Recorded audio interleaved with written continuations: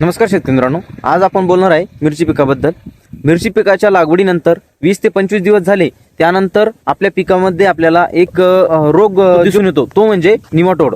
हा प्रामुख्याने पिकाच्या मुळांवरती जो आहे तो घात करतो। निमाटोड म्हणजे जमिनीतील असलेले अत्यंत सूक्ष्म प्रकारचे जे जंत, त्याला आपण राऊंड वर्म्स असेही म्हणतो। ते दोन प्रकारचे असतात, एक असतात बेनिफिशियरी आणि दुसरे असतात प्लांट पॅरासाइट्स।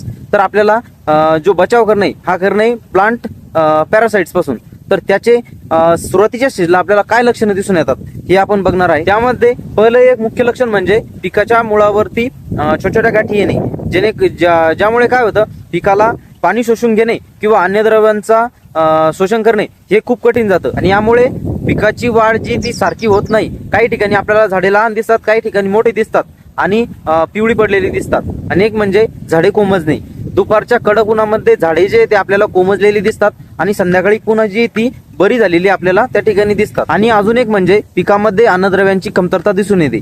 कितीही शेतामध्ये खते टाकून सुद्धा ही पिकामध्ये अन्नद्रव्यांची जी कमतरता आपल्याला दिसून येते, हा पण एक त्याचाच प्रकार आपल्याला या ठिकाणी दिसून येतो। तर यावर उपाय म्हणून सनी आपण एक पॅसिलोमायसिस नावाची जी मित्र बुरशी आहे, याचा आपण वापर आपल्या शेतामध्ये करू शकतो। हे जैविक मध्ये येतं, म्हणजे जैविक नियंत्रणामध्ये।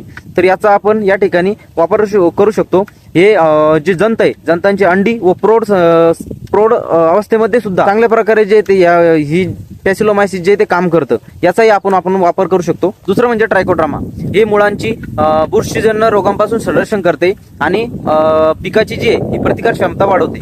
आणि जर का तुम्ही आतापर्यंत मिरची लागवड केलेली नाही आणि प्रिव्हेंटिव्ह मध्ये जर म्हटलं तुम्हाला बेसल डोस मध्ये जर काही टाकायचं असलं निमोटोडसाठी, तर त्यामध्ये आपण निमोळी पेंट हे प्रति एकर 2 बॅग हे एकदम अतिशय चांगलं निमोटोड वरती रिझल्ट याचे दिसून येतात। आणि एक म्हणजे कार्बोफ्युरॉन 3% मधलं हे पण आपण आपल्या बेसल डोस मध्ये टाकू शकतो। हे पण चांगल्या प्रकारे निमोटोड नियंत्रण ठेवते।